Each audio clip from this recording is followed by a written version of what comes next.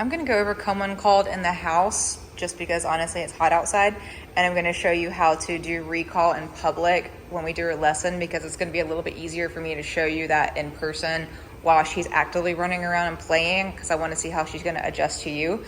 But I want to do the basics of what come when called is. So when you call her to you, it's going to be Daisy come, and I expect her to come to you and sit down. It doesn't have to be this precise in front of you sit. I just want her to come to you somewhere in this general area in front of you and sit down. That way, if you need to leash her or fix a collar or whatever it is, she's right in front of you, she's sitting down, and that's easy to do. If she were to veer off at all, so let's say I call her and she starts going that way towards my living room, the second she veered off course, I would hit the e-collar button and say, no, come. So anytime she veers off course other than coming straight to you, you're just gonna tap the e-collar where you would pull a leash to remind her to come to you. Daisy, come. So I want her to come to you. Sit. Now I told her to sit when she got close to me because she had scratched her e-collar around a little bit and it had gotten a better placement on her neck. So when I went to click it, it was a little too high and it made her nervous.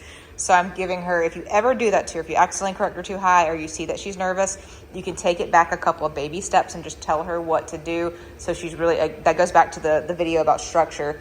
If she's a little nervous and you baby step and tell her what to do, it just helps her relax more because she knows exactly what you want versus trying to just go ahead and do it and figure it out. So accidentally corrected too high on the e-collar, made sure we turned it back down.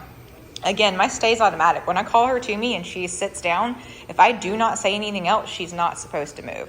So I called her, she sat down. Daisy, come. So right there, I actually expected her to do that. So when I accidentally corrected her, she was on place. So when I called her to me near place, she went ahead and got on the cot.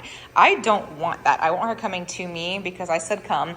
I knew she was going to do it, so I let her go past me so I could show you. So if she were to do that, you would say, nope, come. Good girl. So I'm going to see if she'll do that again. Let's go.